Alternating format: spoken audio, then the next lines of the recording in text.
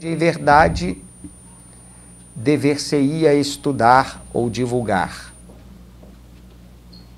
Sociologia à luz do Espiritismo. Psicologia à luz do Espiritismo. E assim por diante. O Espiritismo, no seu tríplice aspecto filosófico e de bases científicas, nos trazem as consequências, obviamente, religiosas, morais, para a nossa transformação íntima, a fim de alcançarmos a nossa redenção psíquica. É, em verdade, a terceira revelação, o Consolador que Jesus nos prometera para que pudéssemos compreender tudo o que ele falou e nós não entendemos. E muitas coisas também que ele não disse, porque nós não entenderíamos.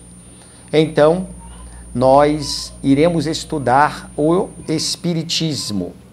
Então, qualquer outra consideração ou ciência será à luz da doutrina dos Espíritos.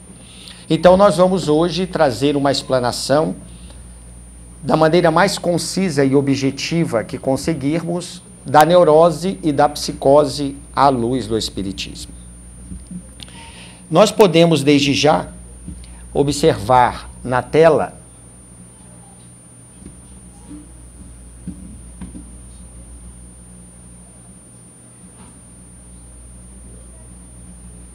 a compreensão da neurose.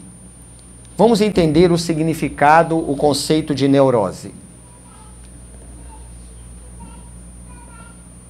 É um estado em que não existe, na vida normal, correlação suficiente entre os elementos constitutivos da síntese psíquica e especialmente entre o psiquismo inferior e superior. Portanto, dá-se a neuropatia, porque o ser subconsciente preenche defeituosamente seu papel diretor e centralizador. De uma forma simples, não existe uma relação no conceito de neurose entre o psiquismo, entre a mente da criatura encarnada com o seu subconsciente. É como se nós tratássemos assim. Agora nós nos encontramos em estado de vigília, estamos, portanto, conscientes, raciocinando, sabendo o que aqui estamos fazendo e o que está sendo dito, o que aqui estamos fazendo, o porquê de estarmos aqui. Estamos a nível consciente.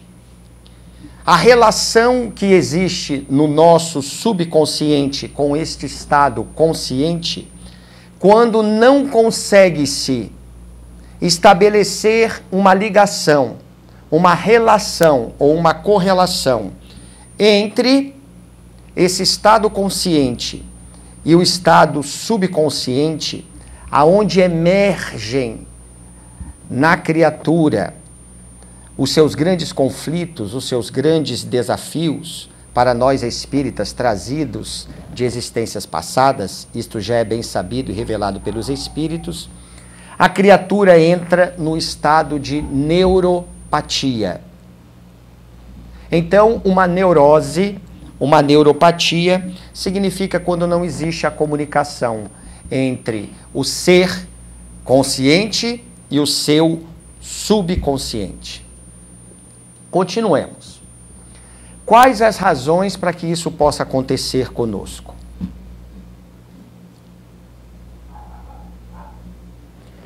Gustav Gelley diz que pode ser múltiplas as razões que se deve atribuir a esse defeito de concordância e essa impotência.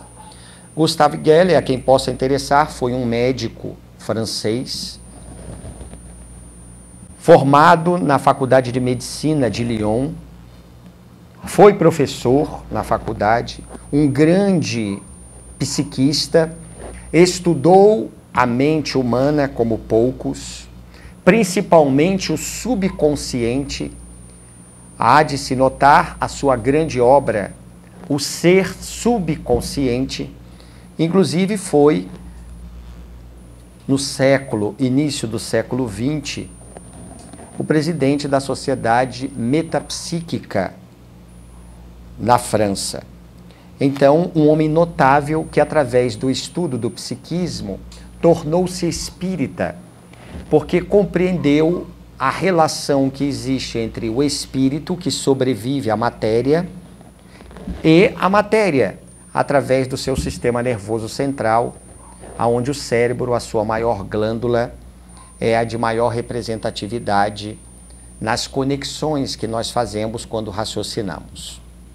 Então, Gustav Gelley, esse grande psiquista, nos traz esta relação, dizendo quando acontece esta neuropatia, quando eu posso dizer que estou ou que alguém se encontra num estado neurótico, se assim podemos melhor nos expressar. Primeiro, porque a união da subconsciência com a consciência e com o organismo está mal garantida, produzindo-se então fácil e espontaneamente inúmeros fenômenos elementares de exteriorização. Isso é o que acontece mais comumente conosco. Quando nós não encontramos com o nosso organismo, principalmente com o sistema nervoso central, aonde ali se encontram as glândulas responsáveis pela manutenção do nosso sistema autônomo, simpático, parasimpático, com o nosso cérebro, aonde existe o raciocínio, através dos neurônios, essas células nervosas tão importantes para a logicidade, quando nós não conseguimos saber essa relação, aonde a subconsciência, aonde fatos trazidos desta existência emergem para a consciência, nós não sabemos nos dar com isso no nosso organismo fisiológico, é a primeira correlação que ele faz para que possamos dizer que alguém se encontra com a neurose ou num estado de neuropatia. Segunda consideração de Gustav Gelley. Desde que o ser saia de sua vida normal, desde, sobretudo, que ele vive em desacordo com as leis naturais, a natureza vinga-se cruelmente e a neurose sobrevém. A histeria é um exemplo clássico. Ou seja, isto acontece, repetimos, muito comum conosco. Porque a maioria das vezes, em nosso dia a dia, nós não agimos dentro das leis divinas, que são as leis da natureza, as leis naturais. E disse bem Albert Einstein, o grande gênio do século XX, que se alguém joga uma bola na parede azul, ela vai voltar azul. Se eu jogo verde, ela volta verde. Se eu jogo fraca, ela volta fraca. Se eu jogo forte, ela volta forte. E ele nos traz essa comparação que assim é a vida. Como jogar uma bola da parede. E a vida não se apieda, não se condói. Ela apenas devolve aquilo que nós estamos oferecendo a ela. Então, é o sentido do verbo vingar-se, que aqui Gustav Gelley utiliza-se. Nós, diariamente, batemos de frente com as leis divinas, com as nossas ações equivocadas devido às nossas imperfeições. E então, advém a neurose de forma natural. Ele coloca a histeria como um exemplo, porque em sua época, a histeria estava quase em moda. Jean-Martin Charcot, o fundador da neurologia, pode-se dizer, na Universidade de Salpêtrière, em Paris, utilizava-se dos seus experimentos, inclusive quase dando shows, aonde ele chamava somente experiências com mulheres, denominando-a como sendo essas histerias. Por isso, hoje, associa-se esse termo mais às mulheres, que ela é histérica, ou que elas são histéricas, porque histeria, do grego, vem de útero. Então, Charcot defendia a ideia de que a histeria só acontecia no sexo feminino. Ele teve um aluno, porém, que mais tarde tornar-se-ia conhecido na humanidade como sendo Sigmund Freud, o pai da psicanálise, que nas suas experiências conseguiu descobrir que a histeria não tinha uma causa fisiológica, neurológica somente. a causa também era psicológica. Houve o quebrar do aluno com o professor desta relação aonde já havia de anos. Deu um passo a mais Sigmund Freud, que mais tarde também receberia um dos seus discípulos, podemos assim dizer, Carl Gustav Jung, que iria confrontar-se com ele, porque Carl Gustav Jung conseguiu descobrir que os fenômenos, quando analisados, os fenômenos psicológicos, eles também teriam uma causa além da matéria. Percebeu a presença do que hoje chamamos à luz do espiritismo de espírito. Sigmund Freud disse a Jung, calma, isso é coisa do ocultismo, deixe isso para lá. Houve uma cisão entre os dois também. Então, Gustav Gelley usa a histeria como um exemplo da neurose. À época, no século XIX, muito estudada e muito apresentada, como já dissemos, principalmente pelo fundador da neurologia, Jean-Martin Charcot. Então, quando o indivíduo vai de confronto com as leis divinas, é o que acontece conosco quase diariamente, no trânsito, quando eu não respeito o próximo, dentro do lar, a começar, quando eu não exercito a paciência, a benevolência, a indulgência, eu entro num estado neurótico.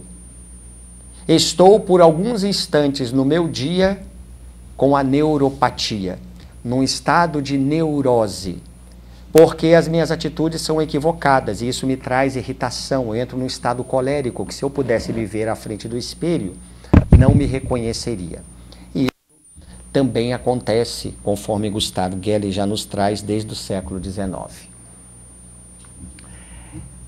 A terceira relação que ele faz, que possa acontecer uma neuropatia. A subconsciência diretora pode ser impotente por natureza, realmente inferior à sua tarefa, porque está unida a um organismo por demais complicado para ela, por demais aperfeiçoado, para que ela saiba utilizá-lo convenientemente. Os histéricos, nesse caso, seriam simplesmente neuropatas inferiores. Então ele traz a relação de o estado subconsciente com um organismo mais aperfeiçoado do que esse ser subconsciencial. Então, já que o indivíduo tem um organismo fisiológico perfeito, mas o seu estado subconsciente é inferior, ele nos traz que acontece a neuropatia inferior, aonde nós vamos vendo diversos casos de neuroses, aonde o indivíduo não sabe lidar com o seu subconsciente e aí, obviamente, o organismo ele não serve de um bom instrumento, embora aperfeiçoado. Chama Gustavo Gelley de neuropatia inferior. Para dizer isso é porque ele também fala da superior por fim. Acontece também em indivíduos da seguinte maneira: concebe-se imediatamente em vista desses neuropatas inferiores uma categoria de neuropatas superiores, cuja individualidade subconsciente está acima do organismo grosseiro. A atividade subconsciente acha-se em perpétua luta contra uma cerebração defeituosa. São os grandes homens e mulheres que tivemos na humanidade. Imagine Gandhi, que não era deste planeta, e os tecidos sutis do seu perispírito, tendo sido retirado da atmosfera da Terra, conforme nos esclarece em a obra Gênese, o nosso preclaro codificador Allan Kardec, ali esse espírito ter que adentrar no planeta Terra e ele utilizar-se do seu estado subconsciencial, raciocinar com um aparelho que para ele, já um espírito superior, é um aparelho limitado. Podemos dizer, à luz dos psiquistas do século XIX, como Gustavo Gelley, que Gandhi seria um neuropata superior. Poderíamos dizer que Francisco Cândido Xavier era um neuropata superior, segundo os conceitos de Gustav Gelley, um dos maiores psiquistas que tivemos no século XIX. porque estudou como poucos o ser subconsciente, título, inclusive, repetimos, de sua obra notável. Então, o neuropata superior é aquela criatura já muito evoluída e o corpo físico ainda é bastante limitado para ele. Imagine esses espíritos que são de outros orbes, os capelinos que tiveram na Terra, já conhecendo um organismo fisiológico bem mais aprimorado, menos denso do que o nosso, e terem que vir à Terra para reerguer, voltando as mãos ou erguendo-as para aqueles que ficaram na retaguarda. A dificuldade para esses espíritos era conviver com aqueles que se encontravam ao seu derredor e não o compreendiam. E se nós vamos observar, esses espíritos não são compreendidos somente depois que desencarnam, quando muito. Ou então, como a maioria, é perseguido ou são perseguidos por aqueles que não o compreendem. Poderíamos dizer, à luz dos estudos psiquistas no século XIX, são os neuropatas superiores. Gustav Gelley continua trazendo uma afirmação para a nossa reflexão. Além dos mal-estares orgânicos, o neuropata superior sofre moralmente, porque vê sempre melhor o que lhe falta.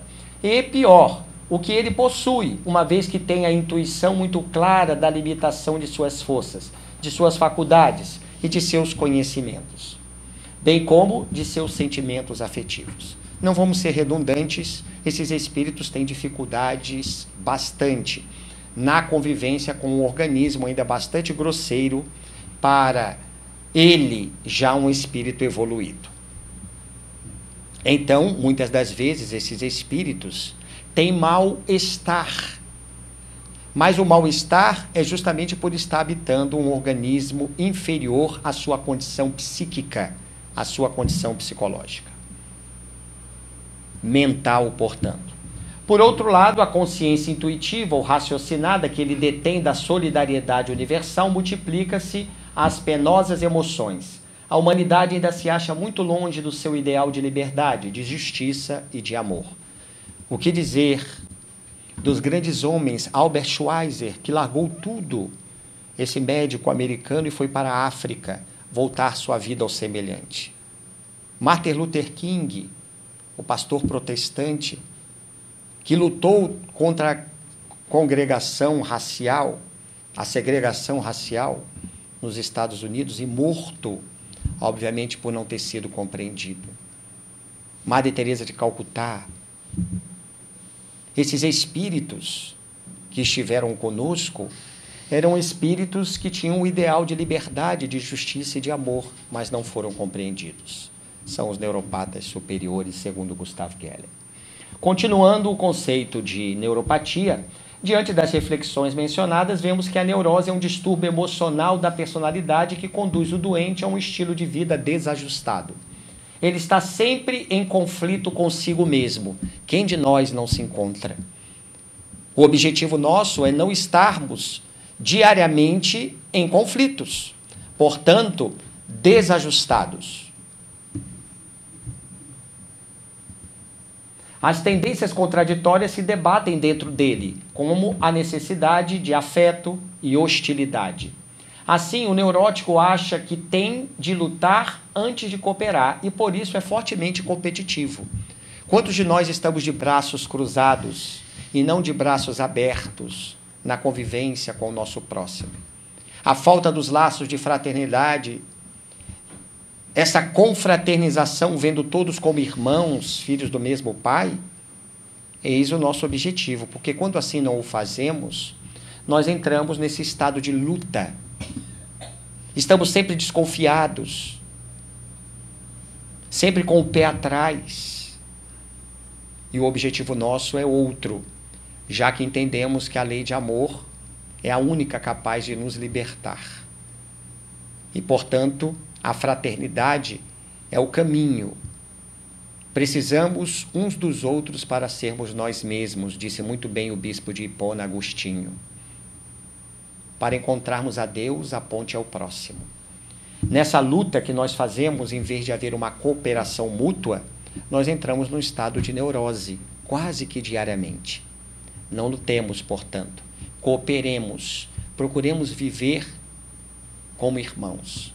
Porque se em nossas orações não chamamos Deus de Senhor, de Pai, é porque também na prática nós devemos ver a todos aqueles que estão ao nosso lado de irmãos, ou como irmãos.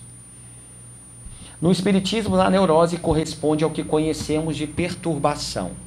Este termo, porém, aplica-se especialmente ao desencarnado em desequilíbrio. É muito comum na literatura espírita nós observarmos o termo perturbação, mas sempre voltado aos espíritos desencarnados. Comumente, nós não dissemos, fulano, você está perturbado, ou você está desajustado. Seria correto dizer isto. Você está com conflitos. A gente usa no brocado popular, você está mal. Aí o outro vai dizer, mal está você. Ou nós usamos outros predicados, aonde em verdade é um estado de perturbação psicológica. Os espíritos, porém, dentro da doutrina dos espíritos, já que as literaturas nos falam desse estado de perturbação, principalmente para os desencarnados. Mas nós, encarnados, nos encontramos perturbados muitas vezes. Então, o estado de neurose nos leva a uma perturbação. Nas neuroses existem alterações variadas, apesar de serem enfermidades sem lesão, sem correlação física.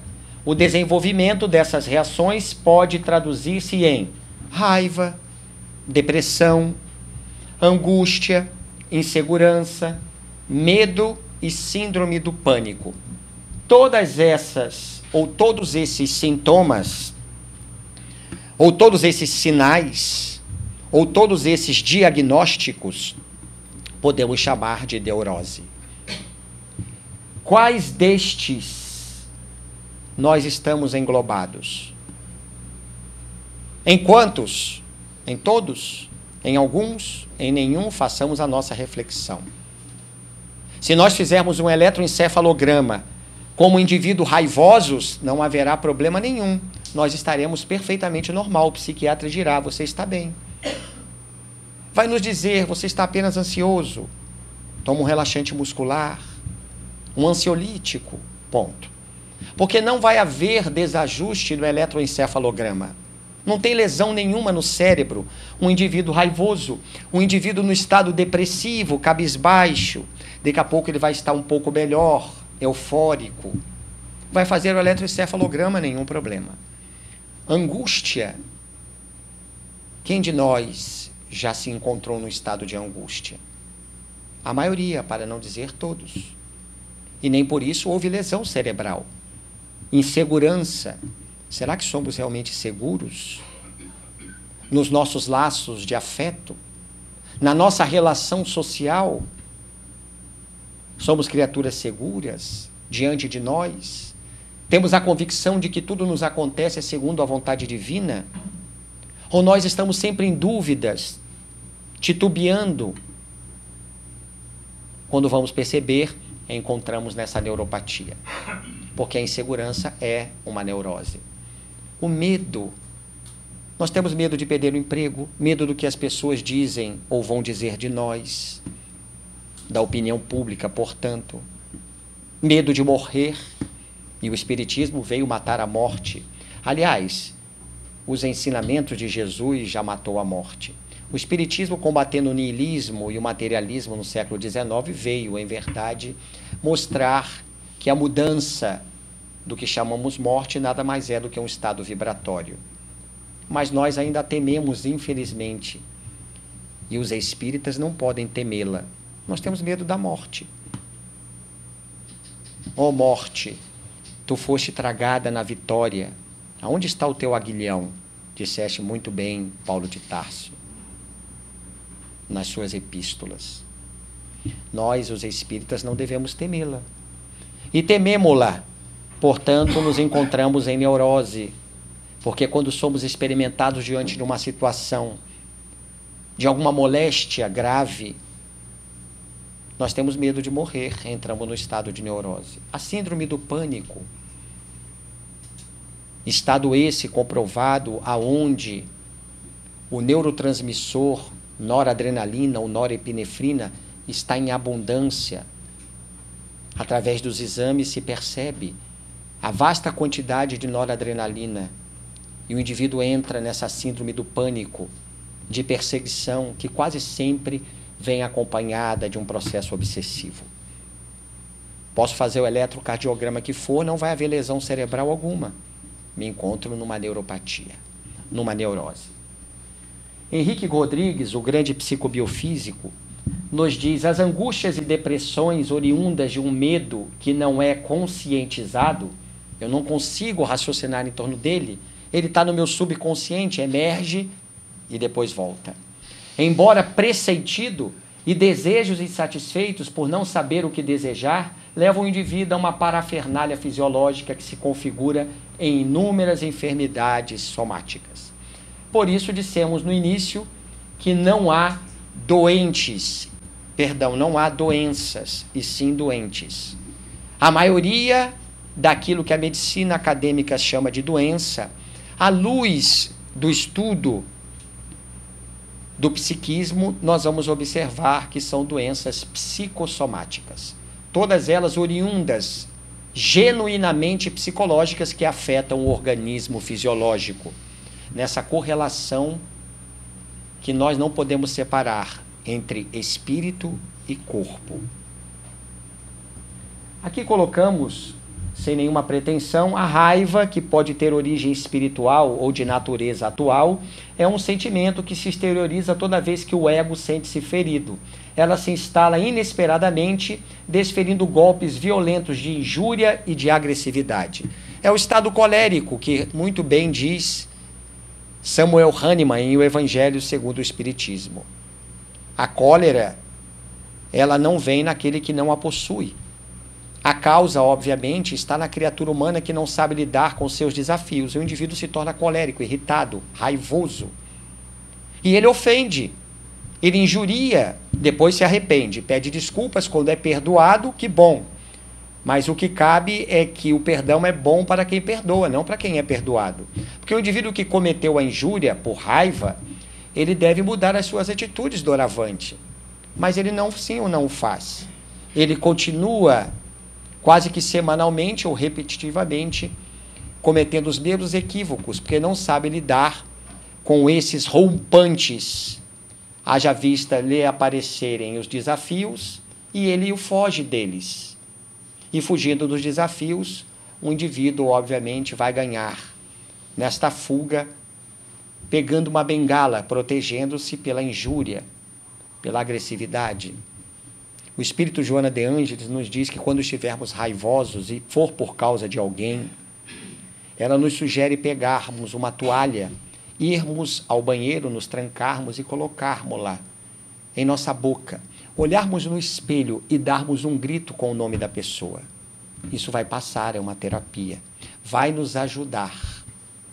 Mas depois disso, porque eu não injuriei a pessoa, eu não a xinguei, eu faço a minha reflexão. Porque é melhor do que ofender e magoar outrem.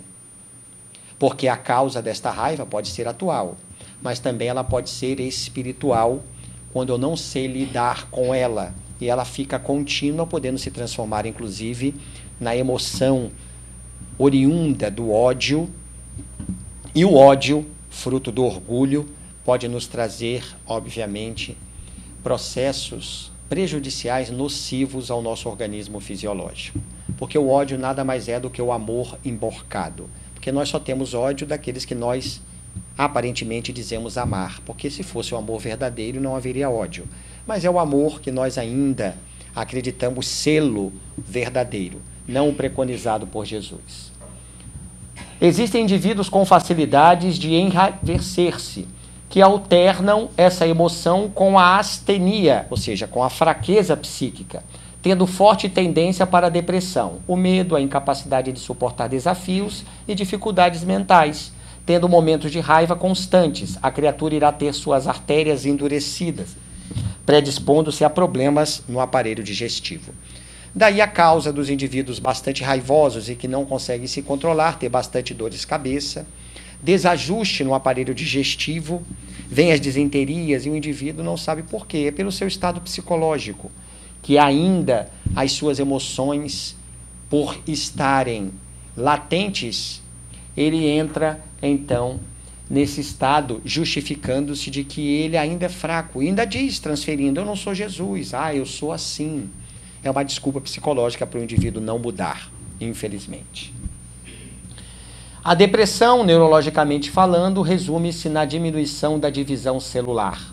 Consequentemente, haverá perda de células. Ocorrendo isso, não existirão neurotransmissores, visto que já não existem células nervosas. É uma doença do organismo como um todo.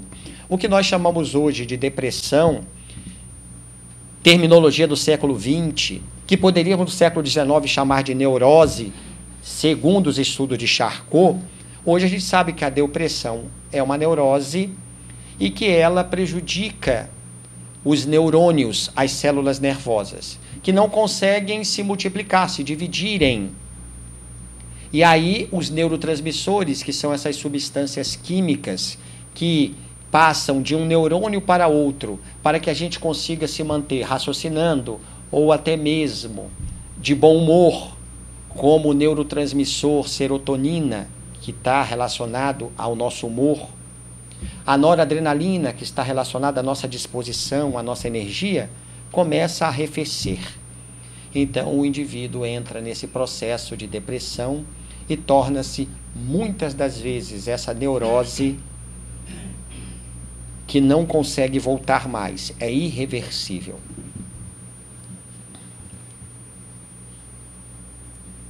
Tem raiz na alma, obviamente, para nós, os espíritas, no espírito, conhecida também como transtorno de afetividade, haja vista manifestar-se no humor. 17% da população mundial já sofreu, em algum período da vida, uma doença depressiva, uma neurose, um estado neuropático. Todos nós já passamos, a maioria. A raiz desse transtorno de afetividade, que hoje a medicina usa um termo pomposo, transtorno de afetividade bipolar ou transtorno bipolar, não deixa de ser uma neurose, embora muitos ainda o classifiquem como uma psicose, dizendo que é um estado, uma personalidade maníaco-depressivo. Não deixa de ser um estado neurótico. Não significa estar de baixo astral somente, porque o estado de exaltação é considerado depressivo. Deixando-se levar pela melancolia, que naturalmente atinge todos nós, podemos chegar à nostalgia. Esta facilmente conduz à depressão. O indivíduo está cabisbaixo, nostálgico, dizemos, está em depressão. O indivíduo, quando se encontra eufórico, nós dizemos, ele está alegre. Não, ele está eufórico, ele continua em depressão. Porque nós confundimos essa alegria, essa euforia, que é um estado de transtorno que o indivíduo se encontra de comportamento, com a alegria. Mas ele continua com o mesmo transtorno, com essa exaltação, com essa euforia que nós confundimos com a alegria. É o estado melancólico que nós temos? Sim, todos nós temos. O Evangelho segundo o Espiritismo, no capítulo 5º, a quem possa interessar, mais precisamente no item 25, tem o título que Kardec subtitulou A Melancolia. E ali é uma instrução que os espíritos nos trazem no momento do sono físico, quando a gente volta e tem um estado que a gente acorda e a gente tem um estado de saudade. Não é um vazio existencial, mas é uma melancolia, a gente não consegue lembrar e nem saber o porquê. Foi porque durante o sono, pela emancipação da alma, o espírito se desprende do corpo e nós fomos nos encontrar com os nossos irmãos maiores para assistir uma palestra, para receber uma advertência, e nós não queremos voltar, por incrível que possa parecer. Mas temos que voltar porque estamos encarnados. Então somos trazidos pelos benfeitores. Quando adentramos na matéria, o cérebro que não participou desse evento, e por ter sido em uma região mais etérea, fica difícil decodificar, não vem lembrança alguma. Mas vem um vazio, uma saudade, a melancolia deste encontro. Os espíritos nos pedem coragem, para que isso não se transforme numa nostalgia, que chamaríamos de depressão, uma neurose. Coragem, porque logo, logo, quando tiver no momento, o anjo da morte virá lhe pegar para você voltar aos seus, a sua verdadeira pátria. Portanto, não devemos nos deixar envolver da melancolia para a nostalgia, para uma neurose ou depressão. O Espírito Joana de Ângeles nos traz uma informação. No imenso painel dos distúrbios psicológicos,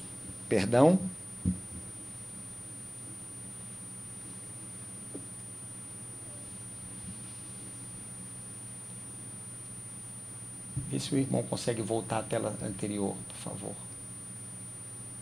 Aí, obrigado. No imenso painel dos distúrbios psicológicos, o medo avulta, predominando em muitos indivíduos e apresentando-se, quando na sua expressão patológica, como a síndrome do pânico. Quando o medo se torna bastante avassalador e constante, transforma-se em síndrome do pânico. Embora o medo não seja síndrome do pânico. O medo em si mesmo não é negativo, salvo quando irracionalmente, ou seja, o indivíduo não consegue fazer uma conexão com o seu estado consciente, porque emergiu do subconsciente o desafio. O indivíduo não consegue raciocinar, ele entra no estado neuropático. Desequilibra a pessoa, confunde-se o pânico como sendo expressão do medo, quando irrompe acompanhado de sensações físicas como disritmia cardíaca, o indivíduo entra em taquicardia, o coração bate aceleradamente, sudorese, que é a vasoconstrição periférica também, o indivíduo fica pálido, branco, sua, sufocação, coloca a mão no pescoço, acredita-se sufocado, colapso periférico, que é a vasoconstrição que dissemos, ficamos pálidos, provocando algidez generalizada. Isso é um estado neurótico, é uma neuropatia, que acontece muitas das vezes quando nós não soubemos lidar com as situações que se nos são apresentadas, e aí o medo vem e todas essas reações fisiológicas por consequência. O fator genético da síndrome do pânico assume papel preponderante, assim como a presença da noradrenalina no sangue. É uma função fisiológica. Prevalece no sexo feminino, o período pré-catamenial. Existem síndromes do pânico que fogem ao padrão convencional. São aquelas que que há interferência espiritual em processo lamentável de obsessão. Já falamos, a síndrome do pânico também pode ser caracterizada, quando estudada caso a caso, pode-se diagnosticar ali um processo obsessivo. Isto é muito comum, e a causa não ser somente no estado da criatura encarnada, não sabendo lidar com as situações do dia a dia e o medo se transformar em pânico. Isso também pode ter como causa processos obsessivos, principalmente aqueles que se drogam, comumente vão entrando até desencarnarem em estado de overdose. Nesse período vem a síndrome do pânico de perseguição, são espíritos obsessores, obviamente que ali estão intentando, usufruindo, vampirizando aquele espírito, o irmão encarnado ou a irmã encarnada, que utiliza-se da droga e é diagnosticado quando procura consultas como síndrome do pânico. Muito bem, agora podemos entrar nos instantes finais do nosso encontro na psicose, literalmente, já que entendemos o que significa uma neurose. Então não se preocupem se um dia nos chamarmos, você é neurótico, me diga uma novidade. Isso é natural, todos nós o somos. Todos nós temos instantes de neuroses devido aos nossos comportamentos. Basta analisarmos em que estado se encontra essa minha neuropatia. Segundo Gustav Gelley, que bom se um dia nos tornássemos os neuropatas superiores. Porque se Chico Xavier estivesse ao nosso lado dizendo, você é um neuropata superior, não haveria problema nenhum, segundo Gustav Gelley, Chico. Se ele já soubesse, ele dizia, eu já estudei Gustav Gelley, mas ele não ia dizer que seria, porque ele é tão humilde, ou fora tão humilde, o espírito superior não se sente superior. Ao contrário, dizer eu, não. Neuropatas superiores são aqueles que já no corpo físico são de outros planetas, não sabem lidar com o corpo grosseiro e tentam transformar isso em ações de amor e mesmo assim não são compreendidos. O corpo é um instrumento muito débil ainda. Mas Chico, você é assim. Ele vai dizer, eu não, equívoco seu. Porque quanto mais se eleva, mais o espírito se humilha, disse Jesus. E quanto mais se rebaixa, mais será elevado. Os espíritos superiores não se elevam. Por isso a humildade, ela só é característica vista por terceiros, não pela própria pessoa. Porque quem se diz humilde não o é. Na verdade é orgulhoso. Porque quem verdadeiramente é humilde não se sente como tal. As psicoses representam, vamos ver o conceito, os mais severos quadros de doenças mentais, com multiplicidade sintomática, de modo a traduzir graves e profundas lesões psíquicas. Nesse caso, pode ser comprovado lesões no cérebro, mas lesões profundas no psiquismo da criatura. Os psicóticos, pelo bloqueio da funcionalidade mental, são doentes da estrutura básica do eu. Nós vamos entender isso agora. Nas psicoses, existe a perda da realidade e sem capacidade de direcionamento próprio.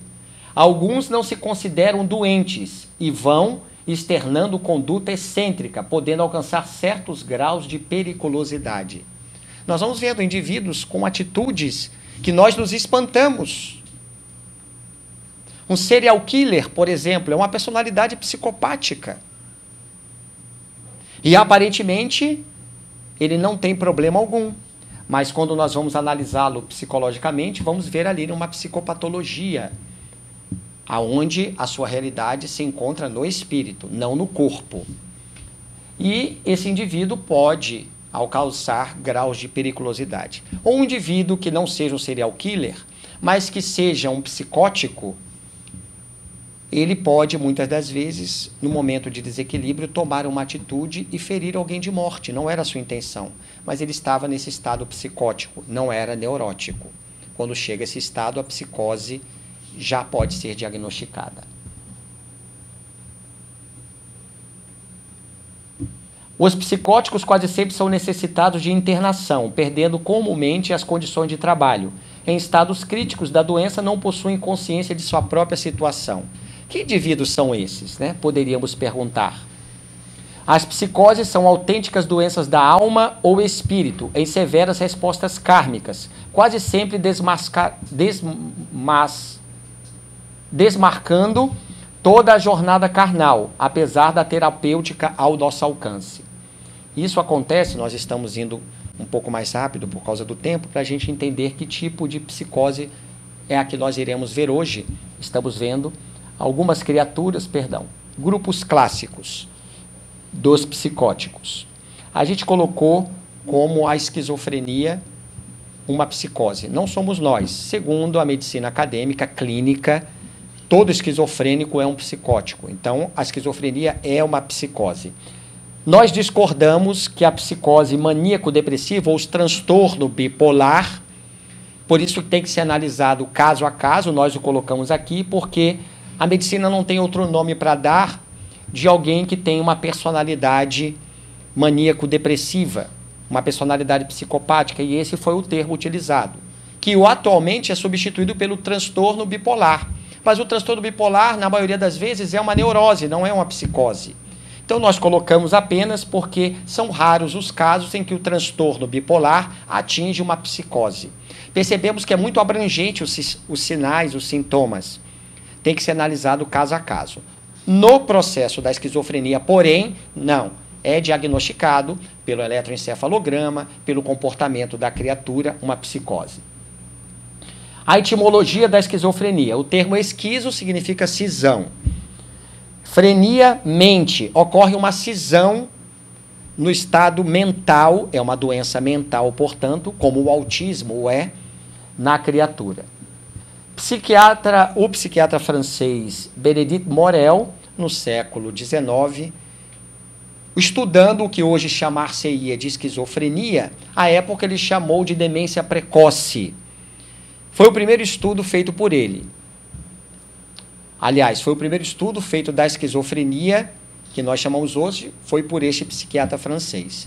Mas somente mais tarde, em 1911, esse psiquiatra suíço, Eugene Bleuer, foi o responsável de colocar a terminologia esquizofrenia, porque ele viu ali um desprendimento da personalidade, um desagregamento ou uma desagregação da personalidade. E aí ele utilizou-se do termo esquizofrenia. Ele percebeu, inclusive, que o problema da criatura não estava no organismo, mas sim na criatura que não conseguia utilizar-se desse instrumento. Causas e sinais da esquizofrenia. Os sinais e sintomas não são exclusivos, podendo-se assim encontrá-los em outros distúrbios psiquiátricos e ou neurológicos. Por isso que dissemos, para alguém ser diagnosticado com a esquizofrenia, não pode ser numa primeira olhadela. Tem que observar esses sintomas com mais acuidade, com mais vagar, para dizer que alguém se encontra no estado da esquizofrenia. A causa, porém, nós sabemos que está no espírito. Mas se formos perguntar por um médico mecanicista, materialista, que desconhece a espiritualidade, ele vai dizer que não tem causa a esquizofrenia. Vai, inclusive, utilizar-se do termo de Pinel, mais tarde conhecido como alucinação. O esquizofrênico ele tem alucinações, e nós sabemos que não é isto.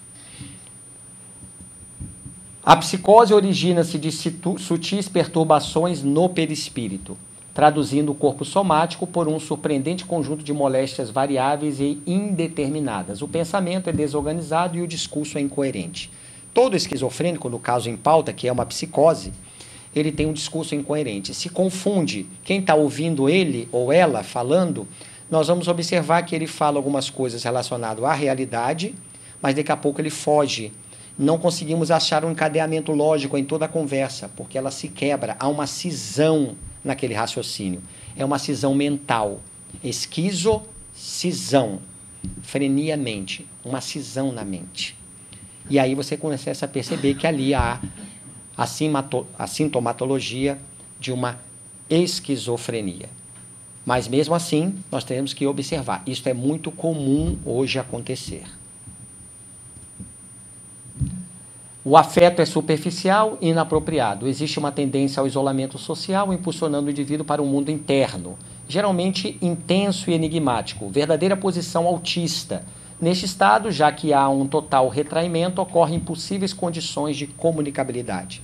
Não podemos confundir a esquizofrenia com o autismo, porque o autismo está relacionado diretamente à infância. Tanto é que uma entre 1000 crianças no mundo é autista. Nos Estados Unidos da América do Norte, entre uma de 500 crianças tem o autismo. Atinge aí na humanidade 75% no sexo masculino, os autistas.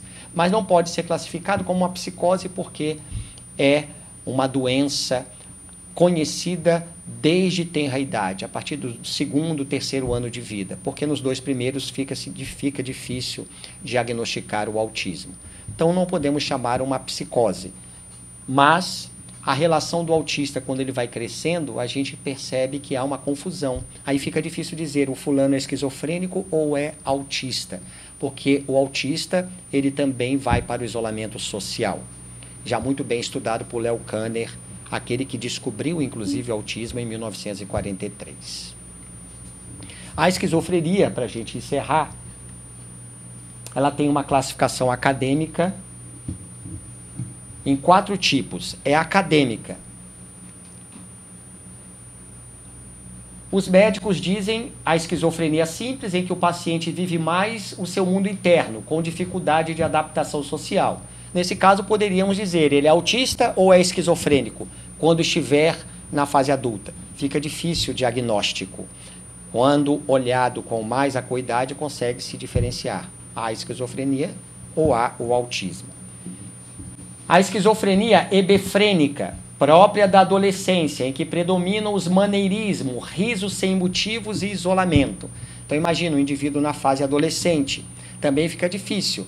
Mas você consegue, se ele já não tem essas características na infância, então eu posso denominá-lo como esquizofrênico. Mas se ele já tem na infância essas características de isolamento, confunde-se com o autismo, porque o autismo se apresenta sempre em tenra idade.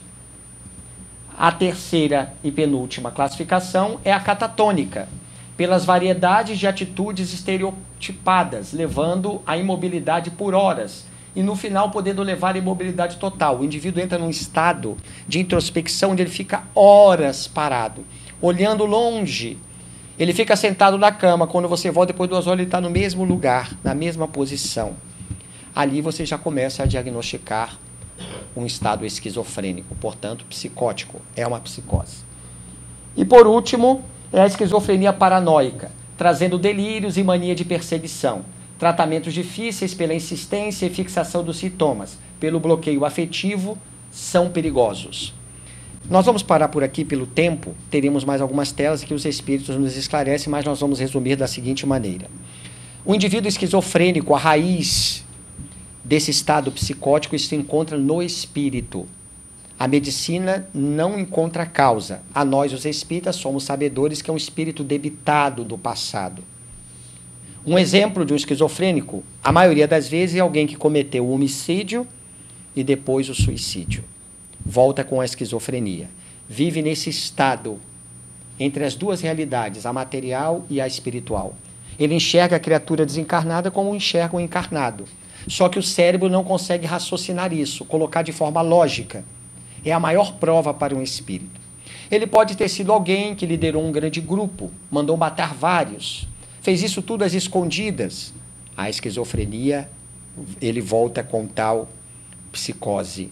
Pode ter sido alguém que programou, separou muitos casais, como um exemplo, procurou de forma escusa cometer malefícios, prejudicando alguns, e nunca apresentou-se, nunca apareceu. Antes de reencarnar, ele não deseja, mas precisa, é necessário. A lei magnética o atrai.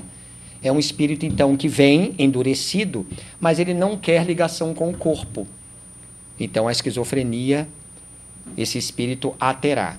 Tem causas fisiológicas dela, não nocivas, como esta última, onde o indivíduo torna-se agressivo. Casos, muitas das vezes, que a mamãe e o papai vêm com ele, e quando vamos observar, a mamãe é aquela no passado, que aquele espírito matou por ela e se matou depois. E ela vem como mãe, porque foi, de forma indireta, responsável pelo fato. E esses espíritos não estão ligados por acaso e não se encontram sozinhos. E sem falar da perseguição dos desencarnados que procuram, de uma maneira bem perniciosa e nefasta, prejudicar a esses espíritos. Pode-se, numa casa espírita, ajudar um esquizofrênico para os desencarnados. Mas essa psicose é a sua prova e ela não tem cura, porque a raiz se encontra no espírito. Mas numa casa espírita, quando recebermos um esquizofrênico, os trabalhos nas reuniões mediúnicas são comprovados, porque iremos receber os trabalhadores, através dos espíritos, aqueles que perseguem aquele que se encontra dentro do lar, que agride a mãe do nada, quase matando-a. E ela chega roxa na casa espírita com ele. E quando ele chega, pelos remédios que toma, ele se encontra num estado de dissociação que apresenta-se calmo, uma aparente calma. Muito movimento na cadeira, constante. O indivíduo encontra-se ali, nesse estado entre a matéria, entre o estado material, físico e o estado extrafísico. Resumindo, a esquizofrenia é uma psicose, não é uma neurose. Podemos, obviamente, deixar a todos vós o material para aqueles que desejarem olhar com mais vagar e também estudarem, porque há literaturas que abordam sobre o tema, inclusive o grande escritor, o grande escriba espírita, já desencarnado, Hermínio Miranda, nos traz informações relevantes sobre a esquizofrenia, sobre o autismo, e sem falar também de informações do espírito André Luiz, Manuel Filomeno Miranda, que estudou 40 anos as obsessões. Aconselhamos uma obra a quem possa interessar, Transtornos Psiquiátricos e Obsessivos pela Mediunidade, de Divaldo Pereira Franco, aonde esse espírito nos traz considerações notáveis, incomuns sobre a esquizofrenia. Nossas imensas gratulações a todos vós que aqui estiveram com uma única intenção, nos ouvir de forma paciente e caridosa. Por isso, nossos votos de sucesso e imensa gratidão. Fiquemos em paz.